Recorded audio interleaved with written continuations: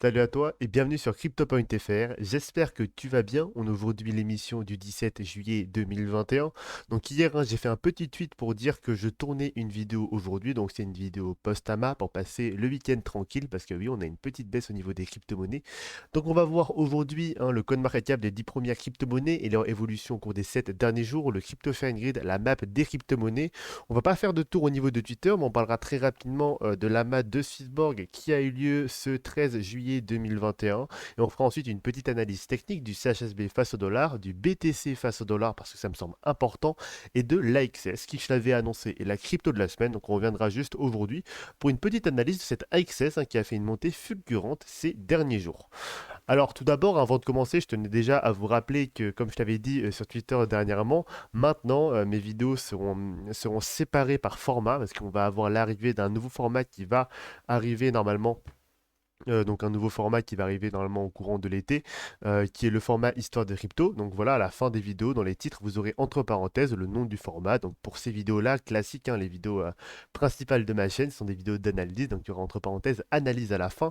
Il y a bien sûr aussi des playlists qui sont disponibles sur ma chaîne dès maintenant, où vous pouvez voir donc les 10 formats qui sont présents, donc les vidéos bonus, etc., etc. Alors, on va pouvoir commencer. Déjà, dans les 10 premières crypto-monnaies, on voit qu'on est globalement ici dans le rouge. On a juste ici le TDR-USDT qui est dans le vert à plus 0,01% au cours des 24 dernières heures et plus 0% au cours des 7 derniers jours. Donc, c'est moins de 0,01%. Donc, voilà, il n'y a pas grand-chose à dire par rapport à ça, à part le fait, bien sûr, qu'on a la présence de 4 stablecoins cette fois-ci au niveau maintenant du top 10 des crypto-monnaies. Donc on a le BUSD, on a l'USDC, on a le B et on a l'USDT, pardon, donc seulement 3. On avait donc ici une quatrième stablecoin qui était à la 11e place, donc 0,210. On voit que les gens commencent quand même à réinjecter ou alors à augmenter la position sur d'autres stablecoins. Mais en tout cas, voilà, pas trop de changements par rapport à ça. On a un marché donc qui est plutôt en baisse là. On a une contre-performance qui est assez forte pour le Polkadot à moins 19,64%. On a l'Uniswap qui suit de près, même s'il est à 11e place à moins 19,36%. Et on a ici une contre-performance pour le Cardano de 10% à peu près. Un BTC à 31 729 dollars. Beaucoup de gens commencent déjà à dire qu'on va atteindre les 20 000 dollars pour le BTC, chose qu'on disait déjà, nous, il y a quelques semaines, quelques mois même, au niveau du BTC par rapport à l'analyse qu'on avait faite, que ce soit bien sûr dans le cadre de la Training Squad ou dans le cadre d'une analyse perso que j'ai fait donc dans la chaîne YouTube dans une de mes vidéos. Au niveau de l'Ethereum, on a 1895 dollars, donc on a une baisse conséquente encore une fois. On a un BNB à 301 dollars, donc qui maintient sa position pour le moment. Au niveau du crypto Grid, on voit qu'on est bien évidemment dans l'extrême peur. On est bien sûr beaucoup descendu depuis hier à 15 aujourd'hui, avec cette annonce au niveau de pas mal de personnes qui disent qu'on va aller au niveau des 20 000 dollars. Il est normal que le marché prenne peur. Au niveau de la map des crypto-monnaies, globalement, ici, on est dans le rouge. On a bien sûr ici les stablecoins qui sont dans le vert. On a aussi voilà, le Mana Decentraland qui est dans le rouge, l'ICP dans le rouge. On a le Matic de Polygon qui est dans le rouge, un BTC à moins 0,8%, dominance à 47,85%. Voilà, donc pas grand chose à dire de plus par rapport à ça. Ça reflète bien l'état du marché de la peur, ça reflète bien ce qu'on a vu précédemment, le marché dans le rouge ici, et les dernières annonces qui ont été faites, comme un BTC à 20 000 dollars par exemple. Voilà, donc pas grande surprise par rapport à ça. Au niveau donc de Swissborg, on va quand même voir ici. Ça me semble important quand même, vu qu'on fait une vidéo post-AMA, de regarder cette fois-ci exceptionnellement voilà, le rendu cyborg au sein du marché. On est aujourd'hui à 0,5174 dollars pour le Swissborg, moins 4,36% au cours des 24 dernières heures. On est 90e au niveau du market cap à 517 millions. Donc on est très loin du milliard qu'on avait atteint dernièrement. Un volume au cours de 24 dernières heures de 1 270 000. Donc voilà, pas grand chose à dire par rapport à ça au niveau du Swissborg. On avait vu l'AMA qui s'est déroulé voilà, il y a maintenant quelques jours, le 13 juillet. Beaucoup de gens pensaient que ça allait monter. Quand j'ai montré mon scénario baissier, voilà, il y a beaucoup de gens qui ne l'ont pas cru, qui n'espéraient pas voir ce scénario baissier se faire, qui espéraient en fait voir tout de suite après l'AMA quasiment une hausse du Swissborg, une reprise haussière. Durant l'AMA, qu'est-ce qui a été annoncé? On va voir un listing sur Bitfinex de Swissborg qui n'est à ce que je sais aujourd'hui, n'est pas encore fait. Donc ce sera prochainement. J'ai pas d'infos sur la date personnellement, donc si vous en avez, n'hésitez pas à la mettre en commentaire ou alors sur le Discord de Swissborg en me mentionnant, comme ça j'aurai, ou sur Twitter, comme ça j'aurai l'information aussi. Donc un Bitfinex qui est un échange de premier ordre qui pourrait du coup augmenter bien sûr le volume au niveau de Swissborg, mais aussi l'intérêt qu'ont les gens pour Swissborg, hein, avec des institutionnels qui pourraient rentrer. On pourrait voir du coup le prix grimper après son listing sur Bitfinex, pourquoi pas.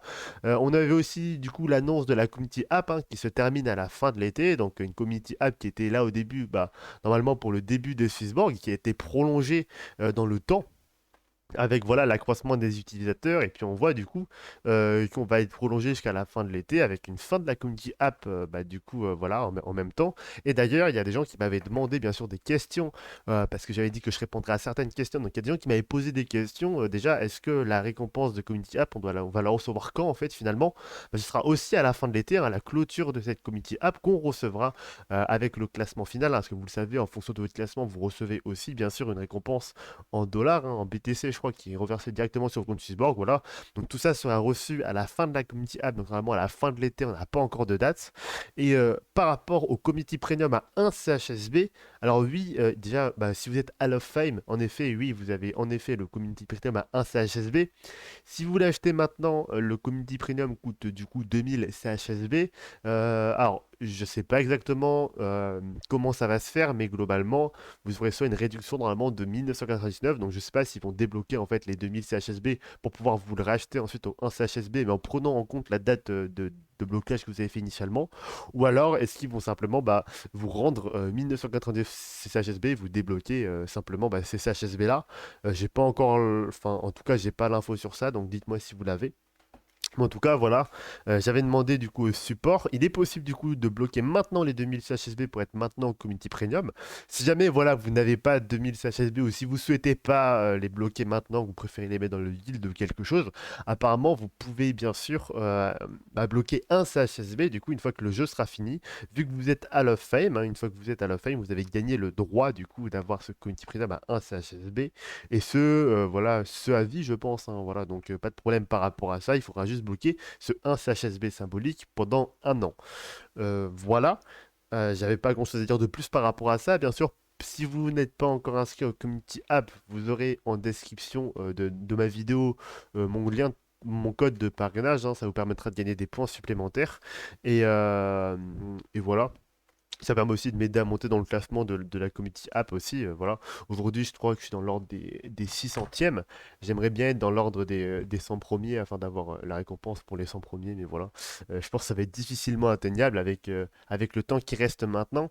Euh, Au niveau de l'AMA de Swissborg, on a aussi parlé donc bien sûr de cette fin de la community app qui va être remplacée par le Crypto Challenge. Donc ça va être en fait une nouvelle community app entre guillemets avec des récompenses hebdomadaires. Donc tous les mois vous aurez des récompenses si jamais vous êtes dans les 1000 premiers. Ça va être aussi un jeu de trading hein, qui va être basé sur le BTC avec des partenariats possibles.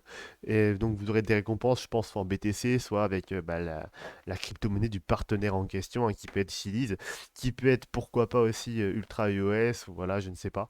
Euh, Soyez imaginatifs par rapport à ça. On va aussi avoir, bah, on a aussi parlé du coup de l'application FR de Swissborg, bah, de la Welt App, est-ce qu'elle va être faite en français, est-ce qu'elle va être traduite en français?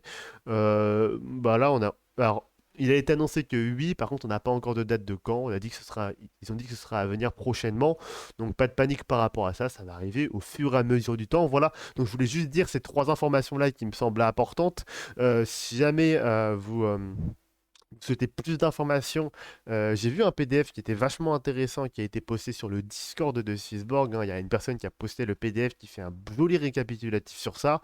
Voilà, sinon je pense que Swissborg Mania fera, comme à son habitude, hein, un petit récap sur ce qui a été fait pour l'AMA. Donc allez voir sa chaîne pour avoir plus d'informations par rapport à ça. Sinon, je vous mettrai directement, moi pour ma part, le replay de l'AMA en français directement en description de cette vidéo. Ce sera, je le pense, le premier lien. Alors, dites-moi si vous êtes intéressé pour la présentation présentation d'ICO. Voilà, j'avais présenté il y a pas longtemps Victoria VR, sauf que l'ICO a été très rapidement. Là, voilà, j'ai vu une autre ICO qui peut être vachement intéressante potentiellement dans un domaine qui est encore très peu utilisé dans le monde de la crypto. Voilà, c'est une ICO faite par une entreprise française. Donc dites-moi si ça vous intéresse.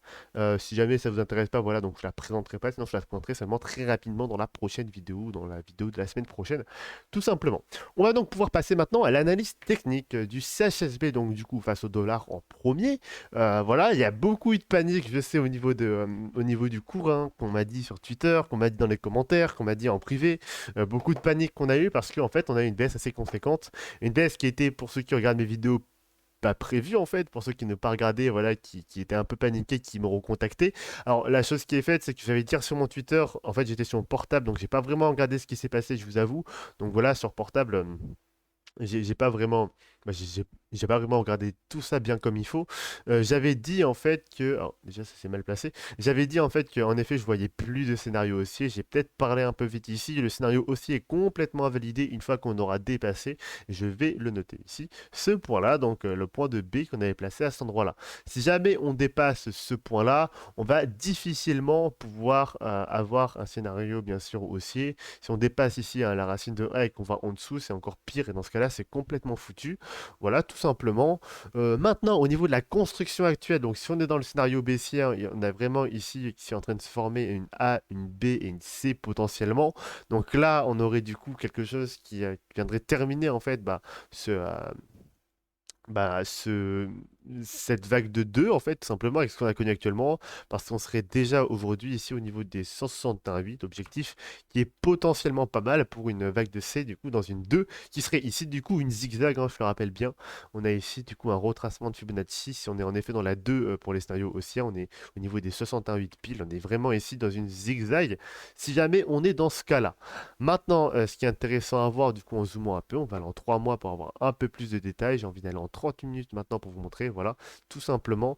Ce qui va être intéressant à voir ici, c'est si jamais on est dans ce scénario baissier, du coup, on est vraiment ici, hein, je le rappelle, sur une A, une B et une C en cyan. J'ai caché tout le reste, on est dans le cadre normalement d'une WXY, hein, je vais la remonter ici très rapidement. On est vraiment ici dans le cadre d'une WXY, on est en train de XYXZ, pardon, on est en train de tracer notre vague de Z qui est ancien ici en A, B et C, hein, qui a une amplitude qui est bien plus grande que les autres vagues précédentes. Si jamais voilà, on recalage ça, on voit vraiment ici qu'on est dans le scénario baissier, qui corrèle avec ce qu'on voit par rapport au BTC, qu'on va voir précédemment, qu'on va voir prochainement, mais ce scénario baissier corrèle à ce qu'on pourrait voir par rapport au BTC, du coup moi je pencherais vraiment plus. Et mon scénario principal, de toute façon je l'ai dit depuis plusieurs vidéos, c'est vraiment ici ce scénario baissier. Moi, dans mes vidéos, hein, vous le savez, je suis pas trop émotionnel, hein, je suis vraiment très très pragmatique par rapport à mon analyse technique. Donc, même si on a envie que ça monte, je vais pas dire que ça monte alors que j'y crois pas du tout. Voilà, je veux vraiment être franc avec vous. Et là, je pense que ça va encore baisser. Maintenant, par rapport à ce qui se passe actuellement. Donc j'ai dit qu'on allait aller en 30 minutes. Avec la construction de cette A là, on voit qu'on est globalement ici potentiellement dans une A, une B ici et une C. Voilà, une A, une B et une C. Et on aura la C ici qui se formerait en flat. Du coup, si vous le voyez, hein, si jamais on a la C ici qui se forme, on a une C ici qui se forme globalement ici potentiellement en flat. Donc une flat, hein, qui est en dessous un peu de 90%. Mais pour ma part, voilà, ça reste vraiment une flat ici. Une flat qui est faible, mais une flat quand même. Et du coup, on aurait vraiment ici une A, voilà, tout simplement une B et une C. Le problème, c'est qu'ici, vous le savez, c'est une flat, c'est seulement en 3 vagues. Et du coup, moi, je pencherais plus ici pour quelque chose comme une WXY, même si ici, j'arrive pas à lire potentiellement 3 vagues encore. Donc, c'est vraiment à revoir ici par rapport à ça, le décompte. En fait, pour avoir un décompte sûr et pour vous dire vraiment ici que c'est la fin de la A, en fait, pardon, j'attendrais vraiment qu'on ait une impulsive un peu plus forte ici. Je m'attends vraiment à voir si jamais on est vraiment ici dans la vague de A qui n'est pas terminée, avoir une correction un peu plus forte ici, une remontée ici, et ensuite une dernière baisse qui viendrait terminer cette vague de A. Une vague de A qui est très forte, hein, comme on peut le voir. On a vu qu'on était ici au niveau des 161,8 ici. Une vague de A qui normalement devrait se faire soit en 3 vagues, hein, je le rappelle, si on est dans une flat pour cette B, scénario que je privilégiais, c'est pour ça que je m'attends ici à avoir une flat. C'est pour ça ici que je m'attends à avoir seulement 3 vagues, hein, donc une A, une B et une C. Une C en 5 vagues, je le rappelle. Première vague connue actuellement, deuxième vague, troisième vague potentiellement. Donc on aurait en fait ici Je vais vous le montrer, ça va être beaucoup plus simple pour vous. Là, on aurait ici, du coup, une première vague ici, une deuxième vague qui ferait comme ça, une troisième vague qui serait un peu plus grande ici, quatrième vague et cinquième vague. Je vais les mettre ici en vert, hein, voilà, globalement, je vais les mettre en vert, je vais les mettre en super visible en gros pour que vous puissiez les voir. C'est temporaire, hein, c'est pas vraiment ça mon code couleur, mais voilà, c'est juste pour que vous puissiez voir rapidement. On aurait ici une 1, une 2, une 3, une 4 et une 5, globalement, la 5 qui serait du coup normalement plus grande que ça. Et du coup, on aurait actuellement ici, donc je vais le laisser en vert aussi, hein, une 1 comme ceci. Alors, comment je vais faire ça?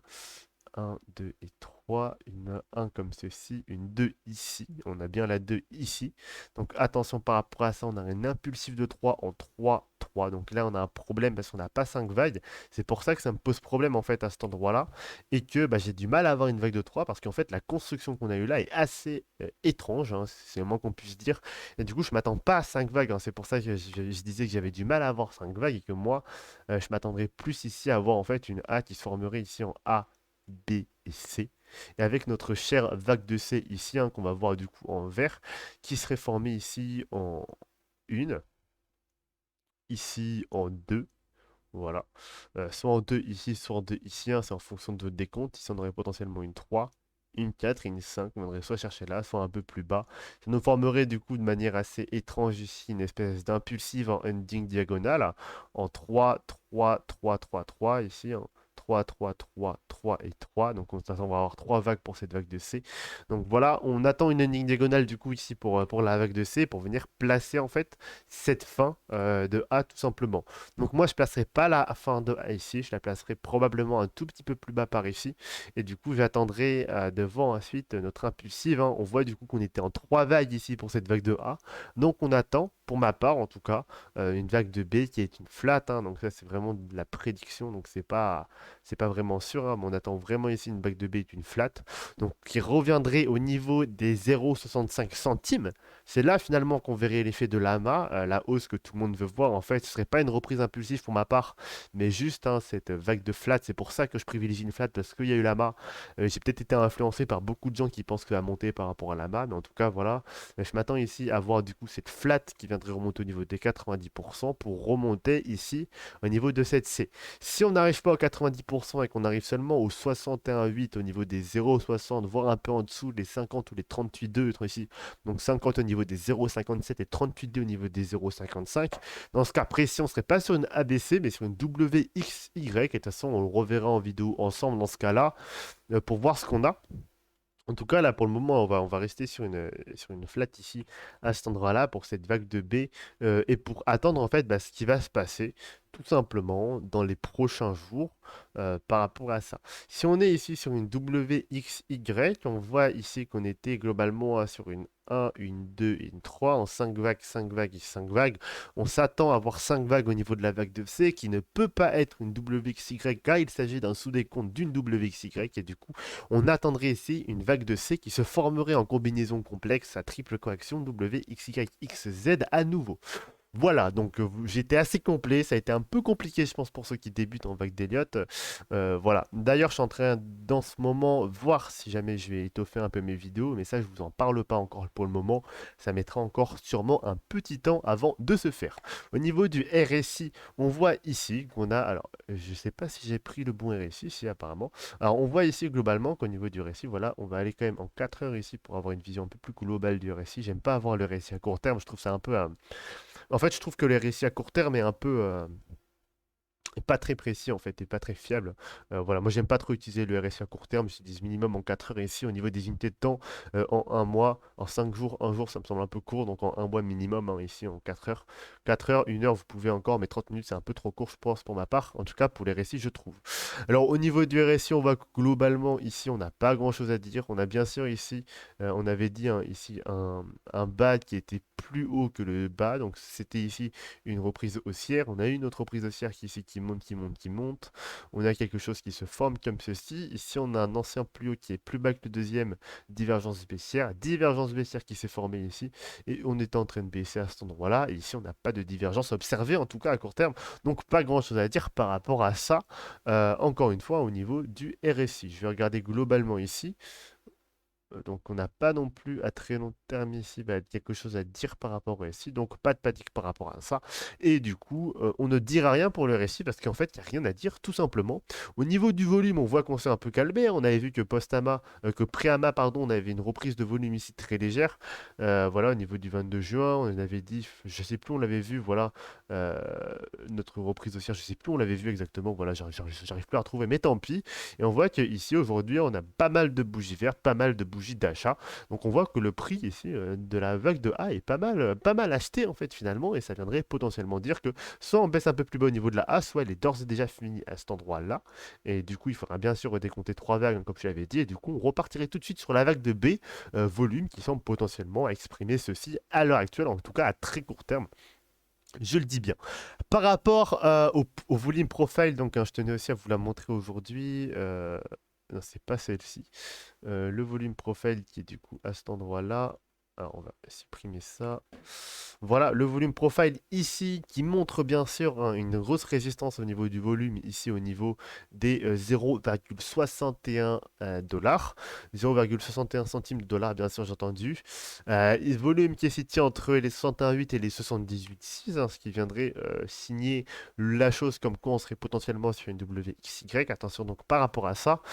Par contre, ce qui est intéressant à voir aussi, c'est qu'on a un volume, un manque de volume ici, un gros gap qu'on veut venir rechercher à la fois ici au niveau des 0,54, donc au niveau ici on voit qu'on a un trou de volume ici au niveau des 0,54 qu'on peut potentiellement venir essayer de chercher. Mais on voit aussi globalement qu'on a ici un gros manque de volume ici en dessous au niveau des 0,41 à peu près et qu'on peut venir redescendre. Et donc on placerait du coup comme objectif de prix là c'est à peu près à cet endroit-là, ce qui serait potentiellement acceptable aussi, hein. C'est entre deux objectifs qu'on avait mentionnés précédemment.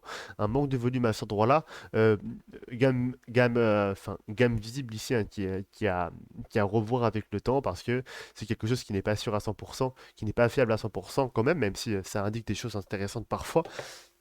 Je pense que la chose importante à remarquer ici, c'est qu'on a un manque de volume ici à 54, ici à 42, ici une grosse résistance au niveau du volume, ici au niveau des 0,61.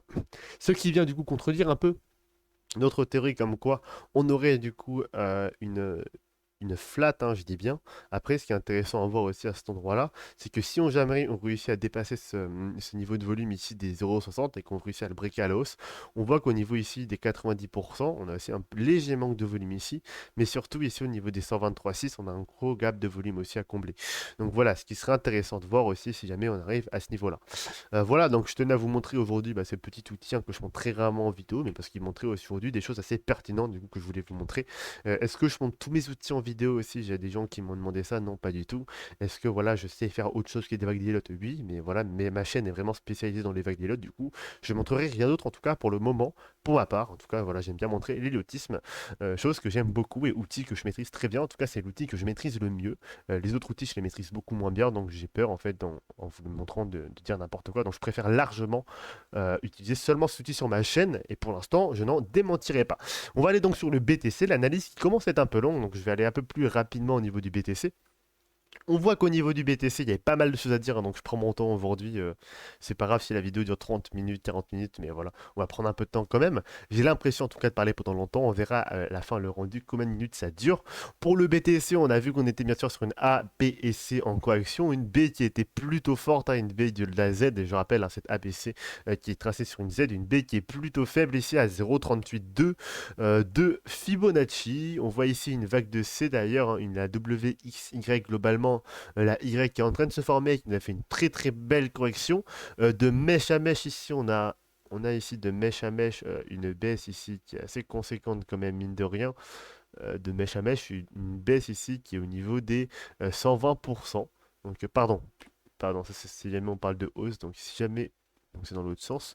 Une baisse ici de mèche à mèche ici qui est de l'ordre de 50%. On voit mine de rien qu'on a pour certaines crypto-monnaies quelque chose qui est digne d'un bear market, hein. On voit qu'on est vraiment en bear market quasiment. Ici on a déjà une énorme baisse, un cycle qui a été très court ici à cet endroit-là, notre vague de 4 violette qui était très court. Donc attention par rapport à ça. Est-ce qu'on arrive déjà à la fin ici? C'est possible. Là, pour moi ici on est vraiment en fin de correction ici. En tout cas si ça se prolonge, j'arriverai pas à décompter parce que on serait probablement ici sur une WXY XZ du coup en vague de 4, mais voilà, c'est quelque chose qui est assez peu commun, on va dire. Et du coup, on va attendre ici de la formation en fait de cette vague de C qu'on attend maintenant depuis longtemps et que j'avais annoncé potentiellement ici au niveau des 23 000 dollars comme objectif minimal. Attention, donc à minima 23 000 dollars, à maxima ici, j'avais dit les 11 815 dollars à maxima. On peut aller dans des objectifs intermédiaires au niveau des 18 000, au niveau des 14 000, mais attention par rapport à ça, on a l'objectif minimal des 23 000 dollars, objectif que beaucoup parlent en ce moment, que beaucoup commencent à se dire attention, on risque d'aller dans les 20 000 dollars. Dans les 20 000 dollars, moi je te rappelle voilà, qu'on en parle depuis plusieurs semaines maintenant de cet objectif-là.